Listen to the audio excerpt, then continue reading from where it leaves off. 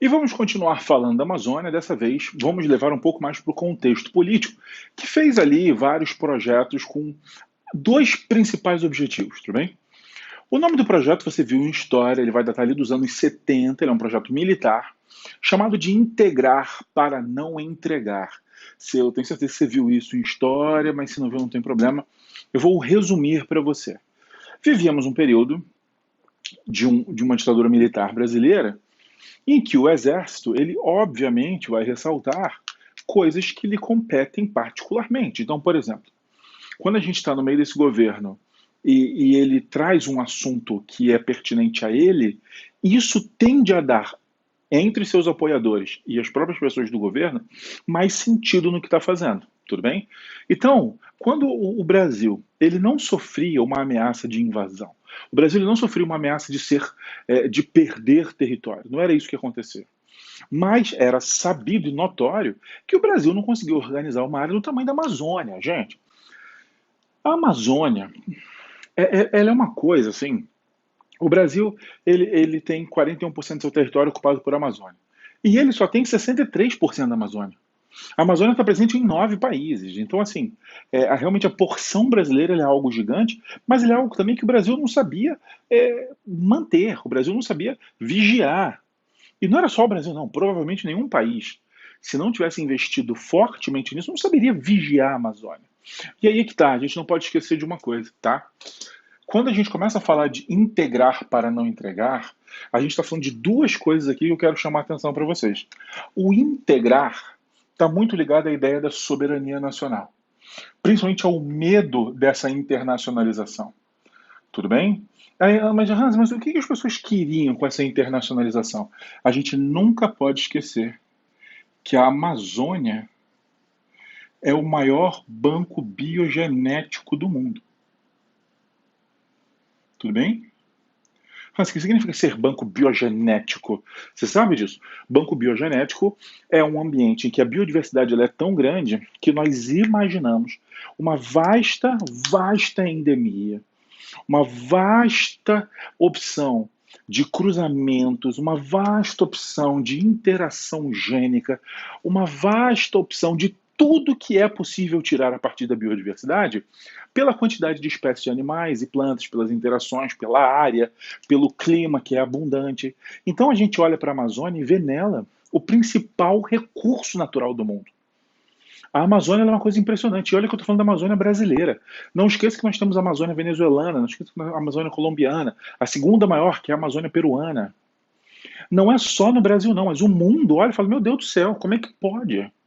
Como é que algo pode ser tão rico? E aí, por exemplo, nós temos japoneses tentando patentear frutas brasileiras. Nós temos grandes indústrias farmacêuticas patenteando flores que são a maior fonte de vitamina C que a gente já viu no mundo. Nós estamos vendo empresas de cosméticos pegando não só cremes para tratar a pele, mas também essências de perfumes que são caríssimos no mundo. E de sacanagem ainda é caro no Brasil. Foi roubado do Brasil, ainda é caro do Brasil. E aí é que está, na verdade, o nosso grande erro. Nós entramos numa espiral, óbvio, de não entregar. Ou seja, vamos garantir a soberania nacional, vamos evitar que qualquer pessoa venha de fora e pegue isso aqui. Isso aqui é nosso. Não, não mete a mão. Isso aqui é nosso, não mete a mão. Tudo bem. Mas o Brasil ainda peca muito, muito. Por quê? Porque apesar de termos o banco biogenético, ou 60% dele, nos falta o quê? A tecnologia. Eu lembro de uma frustração muito pessoal que eu falava assim. Eu falei assim por muitos anos. Eu falei, gente, não é possível. Como é que o Brasil não tem uma universidade da floresta? Universidade da Floresta, no meio da Amazônia, sabe qual é? Para ter curso de, de, de biologia, de zootecnia, para ter cursos variados de engenharia ambiental, para ter cursos de pesquisa de microbiologia, de biomedicina, de química, de farmácia. De tudo, tinha que ter uma faculdade dessa lá dentro, ou para as pessoas fazerem intercâmbio. Você estuda aqui, mas vai passar um ano na Amazônia, aplicando a parada, vendo como é que funciona. Isso ia desenvolver, ia ser genial. Um dia eu vi que fizeram uma universidade no meio da floresta, falei, caraca, aconteceu quando eu fui ver. Ela oferecia, o curso que ela oferecia era principalmente contabilidade e informática. Nada contra a contabilidade informática, com certeza tem gente querendo fazer contabilidade informática, mas não ter nenhum curso voltado à floresta mostra exatamente o que a gente vivia. A presença do banco biogenético, mas o não aproveitamento dele. E aí as potências externas vinham e aproveitavam de qualquer jeito. Então, a ideia do não integrar está muito ligada à soberania. E como é que a gente vai integrar? Chamando gente para cá. O Hansen não tinha, óbvio que tinha gente, mas a gente queria mais. E principalmente fazendo a Amazônia um lugar de divisas, dinheiro. Não, tem que trazer dinheiro. Então vamos lá. Projetos. Primeiro, no campo militar e no campo da defesa, a gente vai começar a falar de alguns projetos, como por exemplo o CIVAM, que é o Sistema de Vigilância da Amazônia, que aí você já entendeu que o fato de se chamar vigilância nos leva ao fato dele usar satélites, e aí entra um problema, que você já vai entender qual. Imagina o que é olhar a Amazônia a partir de satélites. O que você vê olhando para a Amazônia a partir de satélites? Nada, você vê copa de árvores. Então, existe uma frustração aqui. Por quê? Porque esses satélites, inicialmente, eles geraram uma frustração muito grande. Por que uma frustração muito grande? Porque para e pensa uma coisa. Ó. Você tem árvores de enorme porte na Amazônia, que formam uma copa fechada. Então, se você estiver olhando aqui de cima, você não vê nada. Enquanto nós víamos grupos, por exemplo, madeireiras ilegais, que extraíam as florestas de menor porte que existiriam aqui. Ó. Tá vendo? Lembra que a Amazônia ela tem vários dosséis. Então a gente via que atividades como madeireiras ou mineração ilegal, elas começaram a acontecer embaixo da copa das maiores árvores. E a gente não conseguia assistir. Então esse sistema de vigilância, por usar satélite, ele começa de uma maneira bem frustrada. Depois a gente consegue dar importância a ele? Sim. Principalmente, e aí hoje você começa a entender essa importância, principalmente para medir queimadas, tá? E desmatamento. E aí você começa a entender por quê. Por que o atual governo está brigando, inclusive, com dados oficiais. Nós já vimos o Mourão reclamar de dados brasileiros, nós já vimos a pessoa que está no meio ambiente reclamando de dados brasileiros, porque isso que o Brasil criou, tá? Isso que o Brasil criou, que inclusive tem gerado uma rusga entre a ala militar e o Ministério do Meio Ambiente no Brasil, não sei se vocês viram isso. Por quê? Porque muitas tecnologias que a gente usa, inclusive para afirmar que o desmatamento aumentou, que as queimadas aconteceram. Inclusive o Mourão, representante dos militares. Muito disso veio de projetos militares que possibilitaram graças à ideia do uso de satélite. Então, isso aqui hoje faz sentido? Claro que faz sentido. Para essas vigilâncias internas? Não. Não, você precisaria de outro nível de imagem. Você precisaria de imagens que conseguem projetar para dentro das copas, fazer uma projeção ali em volume do que está acontecendo embaixo, para a gente mapear, não é simples, tudo bem?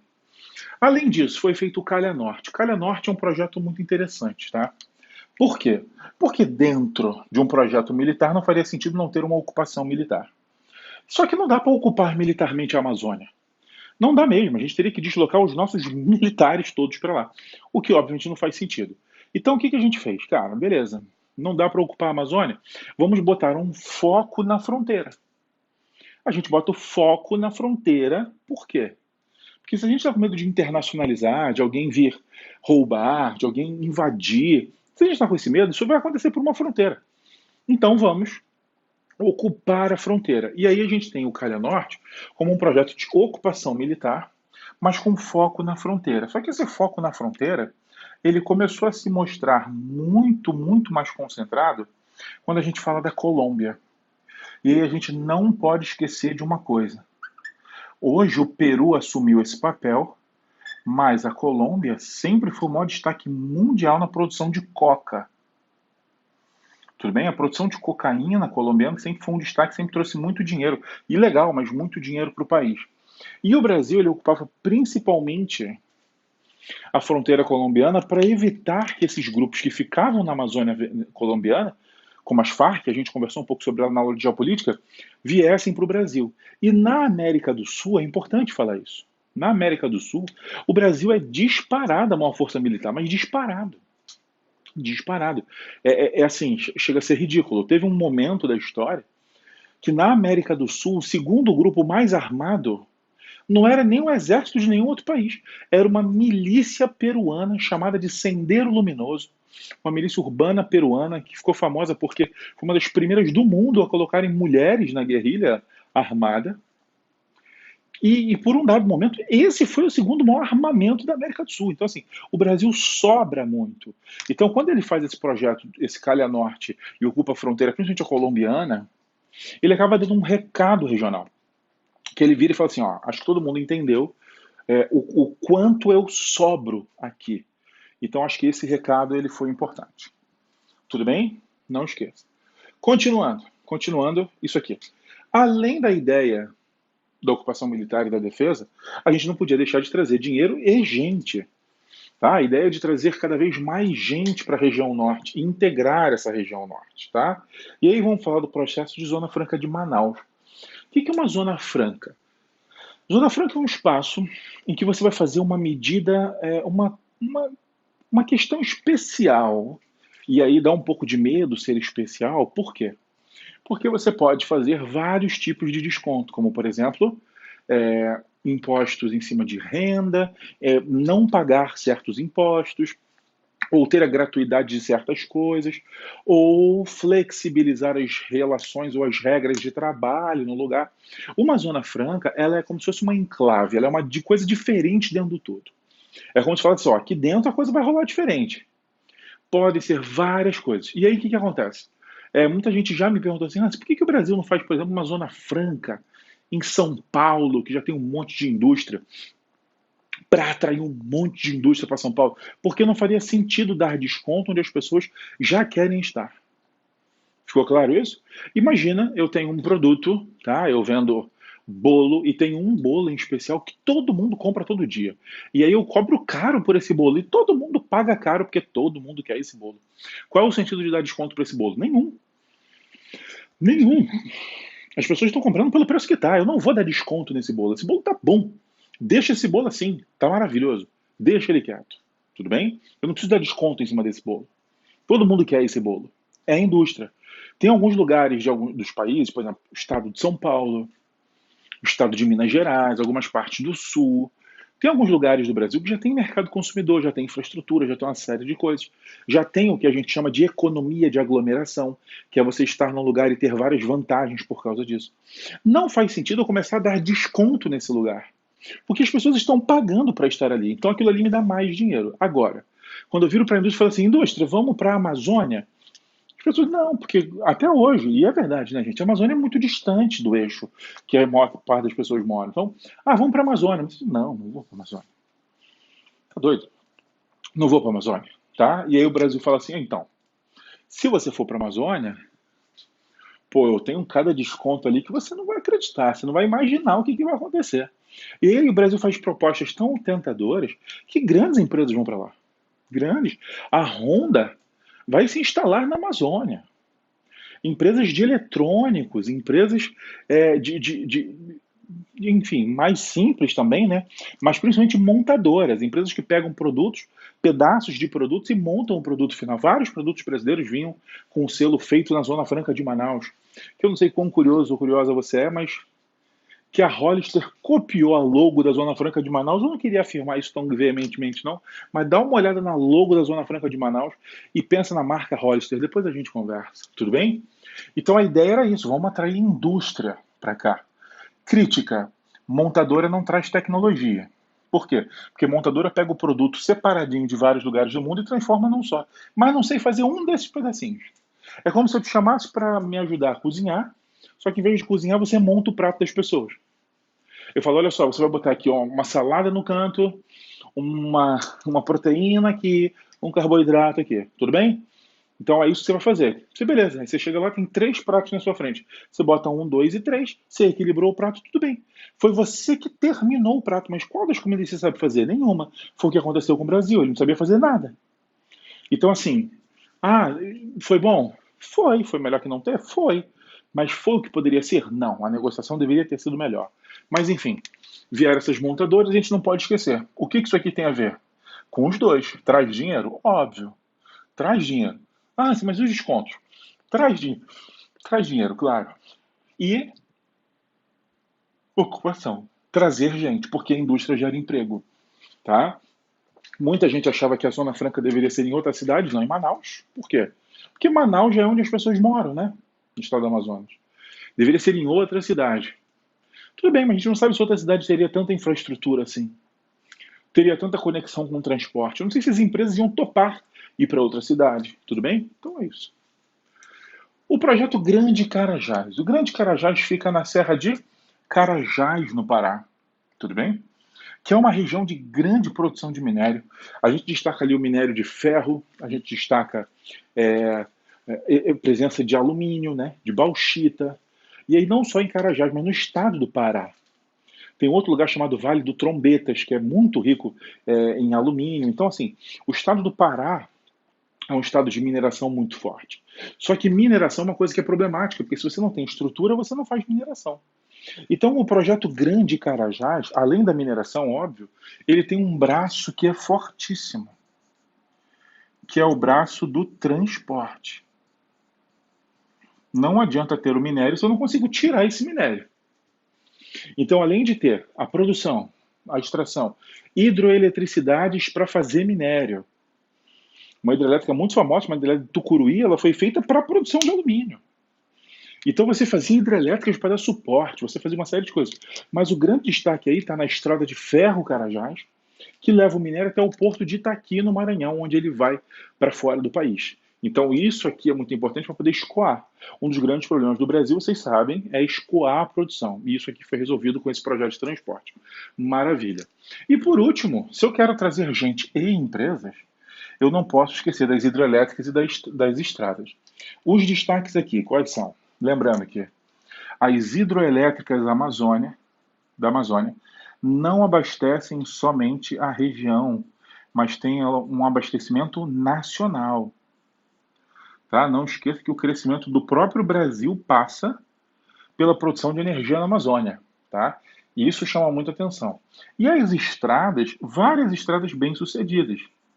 Belém-Brasília, Cuiabá-Santarém são as que a gente mais destaca, mas a gente não pode esquecer do trauma da Transamazônica.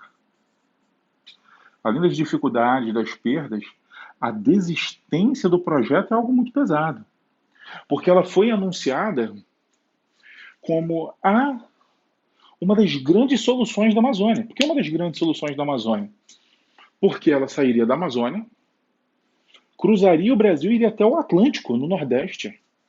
Ou seja, região Nordeste, a segunda região com o maior número de pessoas, então eu poderia atrair gente do Nordeste para lá, poderia desenvolver várias atividades e trazer divisas. Então a Transamazônica ela era um símbolo desse momento. Tá?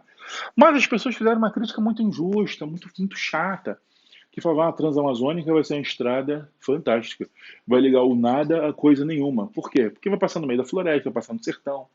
Não vai ligar o nada a coisa nenhuma. Se você nunca fizer nada entre essas áreas que não são ocupadas, elas nunca vão ser.